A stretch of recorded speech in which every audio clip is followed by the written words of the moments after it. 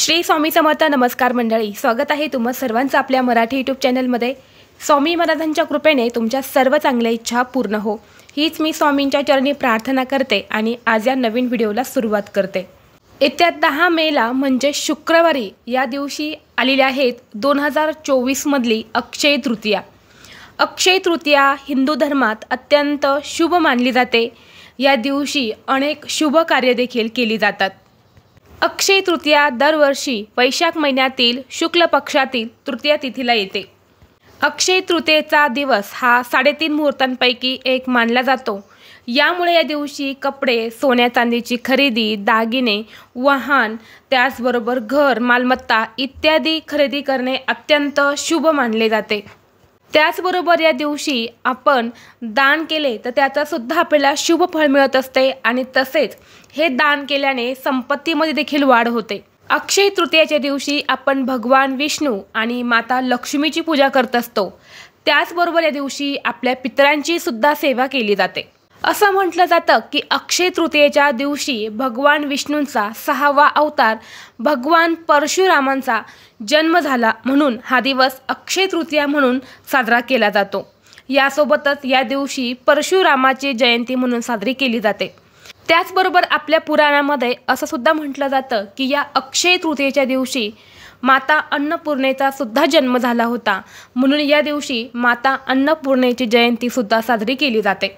आणि म्हणूनच या दिवशी मी तुम्हाला अतिशय प्रभावी असा एक उपाय सांगणार आहे. आपल्याला या अक्षय तृतीयेच्या दिवशी या झाडाला नक्की स्पर्श करायचा आहे. जर तुम्ही या झाडाला स्पर्श केला तर गरिबी ही नावालाही उरणार नाही आणि पुढील 7 पिढ्या तुम्हाला काहीच कमी पडणार नाही. असा हा एक उपाय मी तुम्हाला आज या व्हिडिओमधून सांगणार आहे. त्यामुळे तुम्ही व्हिडिओ शेवटपर्यंत नक्की पहा. चॅनलवरती नवीन असाल तर सबस्क्राईब करा आणि असेच माहितीपूर्ण व्हिडिओ पाहण्यासाठी बेल आयकॉनला प्रेस करा, म्हणजे जेव्हा कधी मी नवीन व्हिडिओ अपलोड करेल त्याचं नोटिफिकेशन सर्वात अगोदर तुम्हाला भेटेल आणि तुम्ही एक पण व्हिडिओ मिस करणार नाही. तर पहा, असं म्हटलं जातं की अक्षय तृतीयेला सोने चांदी जर आपण खरेदी केली किंवा इतर कुठली मालमत्ता जर आपण खरेदी केली तर ती अक्षय राहते, म्हणजे ती आपल्याला कधी मोडायची किंवा विकायची कधीच गरज पडत नाही. हे सोनं नाणं खरेदी केल्याने संपत्तीमध्ये वाढ होते, म्हणजे पैशाला पैसा हा टिकायला लागतो, पैशाला पैसा जोडला जातो, लक्ष्मीला लक्ष्मी जोडली जाते, म्हणून या दिवशी सर्व काही शुभ कार्य केले जाते. परंतु सोन्या चांदीचे भाव इतके वाढलेले आहेत की आपल्या सर्वांनाच सोने चांदी खरेदी करणं शक्य नाही. अशा वेळी आपण या दिवशी काही छोटे उपाय केले, जसे की मी तुम्हाला सांगणार आहे. जर तुम्ही या वृक्षाला, या झाडाला स्पर्श केला तर साक्षात माता लक्ष्मी आणि भगवान विष्णू तुमच्यावरती प्रसन्न होतील. त्याचबरोबर तुमचे पितृ तुम्हाला भरभरून आशीर्वाद देतील. यामुळे तुमच्या जीवनात सुख, शांती, समृद्धी येईल. तर पहा, पुराणात झाडांना अत्यंत पवित्र आणि पूजनीय मानून त्यांचा संबंध सर्व देवी देवतांशी जोडण्यात आलेला आहे. आपल्या हिंदू धर्मात सर्व प्रकारचे झाडे आणि वनस्पतींमध्ये देवतांचे वास्तव्य आहे, ज्याच्या पूजेने संबंधित देवता किंवा देवतेचा विशेष आशीर्वाद आपल्याला मिळत असतो. यासोबतच ही झाडे आणि वनस्पती नवग्रहांशी देखील संबंधित आहे आणि म्हणून या दिवशी या वृक्षांची पूजा करून त्यांना स्पर्श केल्याने सर्व दोष जे आहेत तर ते दूर करून आपल्याला शुभ फळ हे प्रदान करत असतात. हिंदू धर्मात झाडे आणि वनस्पतींना देवासारखे पूजनीय मानले जाते. असे मानले जाते की विविध प्रकारच्या वृक्षांमध्ये देवदेवता वास करतात आणि ज्याच्या कृपेने व्यक्तीवर दैवी कृपा होते आणि त्याच्या सर्व मनोकामना पूर्ण होतात.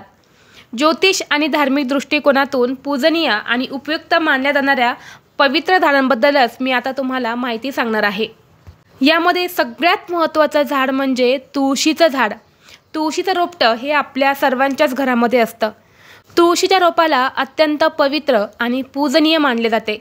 त्याशिवाय भगवान विष्णूंची पूजा अपूर्ण मानली जाते आणि म्हणूनच तिला विष्णुप्रिया असं म्हणतात. तुळशीला साक्षात लक्ष्मीचे प्रतीक मानले जाते आणि वास्तूनुसार तुळशी वनस्पती ही सर्व वास्तुदोष दूर करते.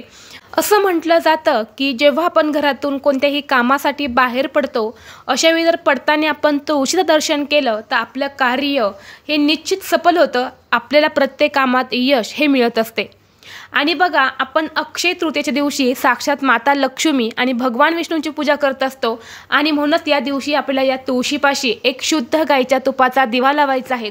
त्याचबरोबर हळद, कुंकू आणि तूप या 3 वस्तू तुम्हाला एकत्र मिक्स करून तुळशीच्या वृंदावनवरती किंवा तुळशीच्या कुंडीवरती किंवा तुळशीपाशी तुम्हाला एक स्वस्तिक हे काढायचं आहे आणि त्या स्वस्तिकवरती तुम्हाला शुद्ध गाईच्या तुपाचा दिवा लावायचा आहे।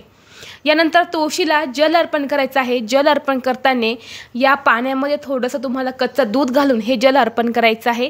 यानंतर तुळशीला स्पर्श करून तुम्हाला ओम नमो भगवते वासुदेवाय नमः असं म्हणून तुमची इच्छा तुम्हाला व्यक्त करायची आहेत आणि या वृक्षाला म्हणजेच माता तुळशीला तुम्हाला 11 प्रदक्षिणा मारायच्या आहेत आणि मनोभावेने तुम्हाला तुमच्या घरातली गरिबी आणि दरिद्री ही निघून जाण्यासाठी लक्ष्मीला तुम्हाला प्रार्थना करायची आहे। यानंतर पुढचं झाड आहे ते म्हणजे केळीचं झाड। हिंदू धर्मात केळीचे झाड भगवान विष्णू आणि देवगुरु बृहस्पती यांच्याशी संबंधित असल्याचे मानले जाते आणि म्हणूनच केळीची पूजा केल्यास या दोन्ही देवतांचा विशेष आशीर्वाद आपल्याला मिळत असतो। ज्यांच्या विवाहिक जीवनात अडथळे येत असेल, नवरा बायकोंचे सतत भांडणं होत असेल तर त्यांनी गुरुवारच्या दिवशी दररोज केळीच्या झाडाची पूजा करावी। आपल्याला या अक्षय तृतीयेच्या दिवशी एक तांब्याचा कलश भरून घ्यायचा आहे। या कलशामध्ये थोडीशी हळद टाकायची आहे आणि हे जल तुम्हाला केळीच्या झाडाला अर्पण करायचं आहे आणि यानंतर थोडीशी हळद त्या वृक्षाखाली तुम्हाला टाकायची आहेत आणि त्या हळदीचं आसन देऊन त्यावर तुम्हाला एक शुद्ध गाईच्या तुपाचा दिवा हा त्या वृक्षाखाली लावायचा आहे। दोन्ही हात जोडून भगवान विष्णू आणि बृहस्पती यांना तुमच्या धनासंबंधित काही अडचणी असेल तर त्या सांगून तुम्हाला तुमच्या घरातली गरिबी आणि दरिद्री ही निघून जावी अशी तुम्हाला मनोभावेने प्रार्थना करायची आहेत आणि या वृक्षाला 11 प्रदक्षिणा तुम्हाला मारायच्या आहेत। तुमची इच्छा व्यक्त करताना या वृक्षाला आवर्जून स्पर्श करावा आणि स्पर्श करूनच तुमची इच्छा ही तुम्हाला व्यक्त करायची आहे। यानंतर पुढचं झाड आहे ते म्हणजे पिंपळाचं झाड। अक्षय तृतीयेच्या दिवशी पिंपळ वृक्षाची पूजा करायला अनन्यसाधारण महत्त्व दिलं जातं। कारण पहा, या पिंपळ वृक्षामध्ये साक्षात भगवान विष्णू वास करत असतात। या संपूर्ण झाडाचं स्वरूप भगवान विष्णूंना मानलं जातं आणि या झाडाच्या मुळांमध्ये साक्षात माता लक्ष्मी वास करत असते। त्याचबरोबर या झाडांमध्ये पितरांचा सुद्धा वास असतो आणि अक्षय तृतीयेच्या दिवशी आपण आपल्या पितरांची भगवान विष्णू आणि माता लक्ष्मी यांची पूजा करत असतो। म्हणूनच तुम्हाला या वृक्षाला तीळ घालून पाणी अर्पण करायचं आहे। एक तांब्याचा कलश घ्यायचा, त्या कलशामध्ये थोडेसे तीळ टाकायचे आणि हे जल तुम्हाला या वृक्षाला अर्पण करायचं आहे। त्याचबरोबर मोहरीच्या तेलाचा दिवा तुम्हाला या वृक्षाखाली लावायचा आहे। आता मोहरीचं तेल तुमच्याकडे नसेल तर तुमच्याकडे जे तेल आहे ते तेल घ्यायचं, त्यामध्ये चिमूटभर पिवळी किंवा काळी मोहरी टाकून हा एक दिवा तुम्हाला या वृक्षाखाली लावायचा आहे।